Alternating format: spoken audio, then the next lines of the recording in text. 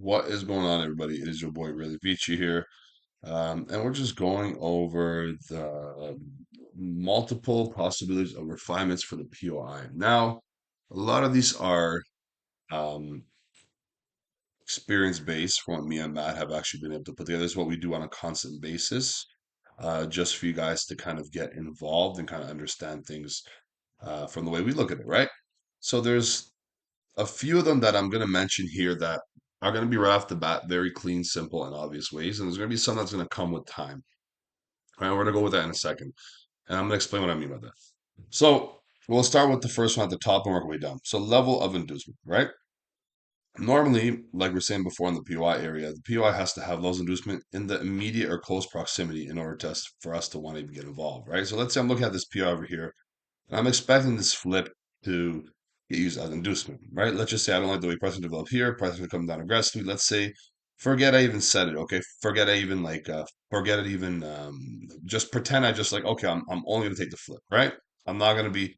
Normally, you'd be here watching this flip if if you're seeing how pricing develops, if some kind of inducement, refinements, or anything else line up, and there's entry criteria, you can maybe take a flip in certain scenarios. But let's just say I just wanted to trade this extreme, okay? And I said, this flip over here is going to be my inducement level, right? Um, Normally, what I like to do is I like to pull up, if it's very close proximity, not like a huge difference, I like to pull up a little bit and line it up just under levels inducement to balance out that difference. Because either way, what's happening is when I put my alert, I'm not putting my alert down here at the POI that's extremely refined. Like if you really look at this overall expansion, the last expansion of this overall area is actually this whole leg, right? So price might not even come back down into here to kind of interact with. It might, right? But maybe there's some other refinements within here with this overall, because this is one large expand. Maybe there's some kind of refinement here that actually ended up being like a little inside bar. Maybe I find like an inside bar here or something, right? Maybe it just reacts and doesn't come all the way deep, or maybe it just comes, reacts, gives me some kind of criteria, and then taps into this refinement and then just goes. Price doesn't necessarily have to come into the refined area beneath over here and come and do this and give a full mitigation. It could just come in. It could just come in like this, do what it's got to do. Maybe sweep up this area. Maybe set some kind of inducement up. Sweep, just tap into this PY and then just go, right? So I mean, either way, what's going to be happening is when at least when I'm setting my alerts, I'm setting my alerts to levels of inducement, and once I get tagged in to the alert and I'm sitting here watching, I'm just making analysis of how price is being set up here, how price is developing here. Okay, this is what I need. I need this, I need that, and in order for this to happen, and maybe my refined here. So I'm looking for something here, and I'm already making a game plan of how I'm going to be getting in. And I'm also making a game plan of like, okay, how am I going to be getting out? How much R is it? Blah blah blah. How am I going to manage it, et cetera, et cetera. So by the time I'm actually here making or like I have the decision to take the entry or not, like at that point, my mind's already set in stone of how I'm going to do it, how I'm going to get out, et cetera, et cetera. Everything's done, right? So that being the case, you can, and with time, you'll get comfortable with feeling it out. There'll be times where you will want to stretch your PO out. There'll be time where you don't. Sometimes there'll be such a huge gap, it doesn't make sense. You want this to get swept and then price to develop, so you'll just tag your alert here. This is like a huge, massive difference. But if it's a little bit of a difference, I always like pulling it up a little tiny bit underneath levels of inducement, right? Whatever that may be. In this case, it's a flip zone, and this sometimes it's something else, whatever it is, right? So next one over here is going to be multi-time frame. This just means you going down from like a 4 hour, um, like 4 hour price action and going down on like the 4 hour and trying to refine something within this overall area to something more, you know, more refined, pretty much. It's trying to see the last actual pivot in that area. So maybe you have a PI over here, maybe on like the 15 minute, and you're like, okay, well, this is my overall expansion on the 15 minute. When you drop down to like the 10 minute, you may have like a nice little inside bar right here. Right? You have a nice little inside bar here, unmitigated, clean. So you're like, you know what? I wanna, you know, drop down to this and take a look and refine it to my inside bar. This is what I'm expecting to get tapped. Or maybe like before, right? You're gonna have your 10 minute versus your 50 minute. Your 10 minute may look like, or your 50 minute may look like one expansion, but your 10 minute may look like two expansions. So now you have a more refined version of your last expansion up that actually broke down price, right? So this is just all that is little refinements. You can kind of refine your POIs. I still suggest when you first start off, you have your overall range kind of set up, and then you kind of tag in on something a little more earlier before it hits your refine because it's not going to always hit the refine POI. Like it may come here. It's all depends on where inducement is, depending on where everything else is within the leg. It's going to come, it's going to tap to something here, and it may just possibly run without you, right? So these are things that are going to come through experience and practicing these refinements through your trading and through your data collections and everything else, right? Now, another version of that, because that's why I put an arrow here, is a large wick, right? A large wick, if I'm looking on one higher time frame, is probably going to be some kind of POI or supply or demand, whatever it's going to be. When you see a large wick list come sweep or come mitigate something or come push really aggressively, and you're left with a really large wick, um, it's going to be something where at times it's going to be a valid level of demand or supply, right? Like it doesn't have to sweep. And this one, I put a sweep in here just to you guys a reference. But sometimes it could just go, they start breaking up. You have this one here, and then maybe this is your new sub break, and then it comes in and just a giant wick. You have a candle here like this, and the giant one just comes down and mitigates the low. It doesn't actually breach the low. And now it continues to break up like this, right? And now you're like, well, I'm looking at all this lag, and the only possible thing is to take the extreme. So I mean, technically, this last candle would be the extreme. But I mean, when I see a large wick and it's massive on the candle, I'm willing to take this area over here. And maybe bet that on a lower time frame, there may be even levels of inducement here within this overall wick, right, where the pivot really starts, because this is like very explosive price action, right? For whatever reason, maybe try to take liquidity on the lower time frame from the one down above it. But this is just another way of looking at a refinement. If you drop down to some time frame, this would be some kind of valid level of supply or demand. Normally, not always. So use your better judgment and obviously make sure it has the criteria. Another one here is going to be inside bar. We've covered this a little bit in other videos.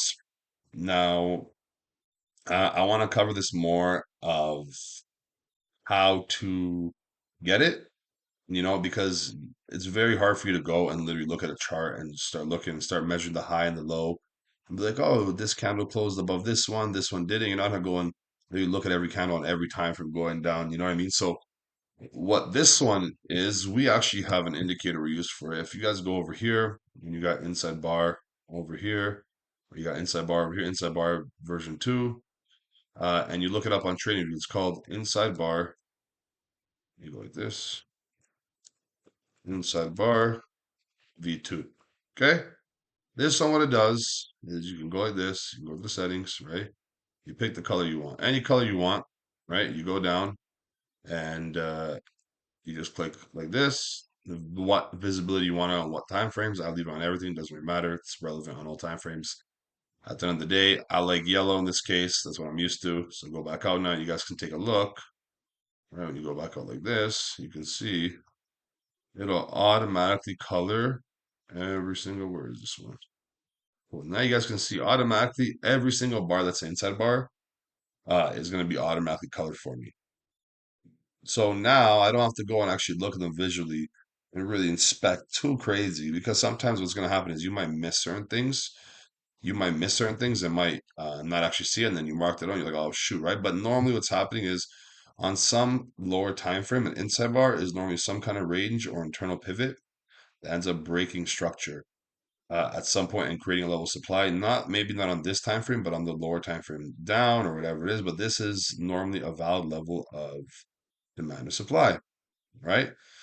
As you guys can see, even for example here, you guys can see inside bar, et cetera, et cetera. There's the expansion, but there's the inside bar within here as well. There's the refinement. This is from the last pivot up.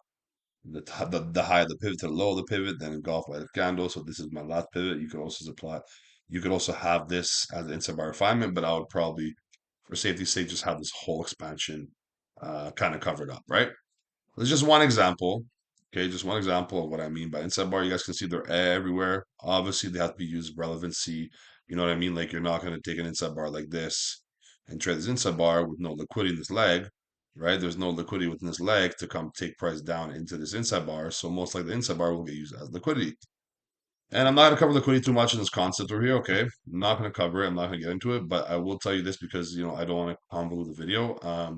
Inside bars can also be used as level of inducement later on at some point when you get into liquidity concepts. When you're looking for level of supply and you have within your leg, that can also be used as a level of inducement on the relevant time frame. So Hold on, I lost my drawing here, guys.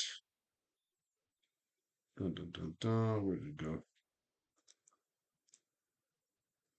Here we are. Sorry about that, guys.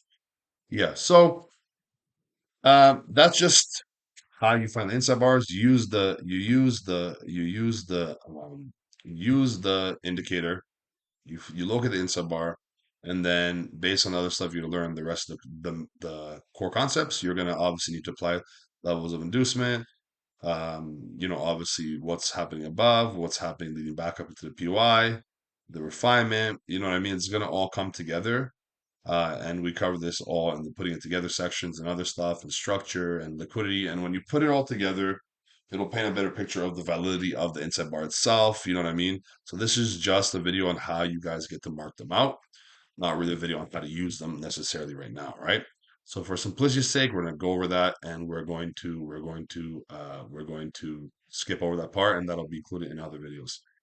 So gaps in price, lower time frame, refined, pivots between candles, high and low close, etc., etc. So this is a way to see um, pivots and little changes in price that again it ties back into the multi-time frame that if you drop down to the time frames will be some kind of refinement in price. Not always, but that's something that you kind of look out for. And this is something that comes with time and experience. So we're not going to go over these ones right now. This is something a later on date. The ones that I would say to focus on now are the four. This is something that you'll get through experience and that will get included on and maybe be broken down throughout some of the lives, because this is something where you're not really refining and creating a POI. This is something where you see this, let's say in price action, let's say for some reason, I don't know, you see this and you're like, I don't know, this is on the 4 hour. Let me go drop down on the 4 hour and let me go take a look. And then when you go on the 4 hour, it's like an inside bar on the 50 minute. And then you go and you put that all together and you're like, well, I mean, I got this really expansive price action. I got this inside bar on the 50 minute, right? And then now all of a sudden, I have all these levels in balance. Price comes up, starts to create some kind of levels of inducement here, right? Whatever happens. And then now this may be validated to be considered a continuum of a momentum entry, right? So I mean, this is what I mean by these type of things, that these are just areas that will kind of pick up on your eye and you'll be able to kind of go and dissect price action. This will kind of come with experience, and we'll also talk about it in live and trade games as well, right? So for the sake of simplicity's sake, I'm not going to mention it today, so we'll leave these ones out. But you guys can focus on these ones for now and go practice marking them out or see how it would be applicable to what you're doing right now with POIs. And yeah, that'll be it for the theory video. If you guys have any questions, just make sure you guys ask them in the trading question sections, and we'll try to help you guys out. Thanks.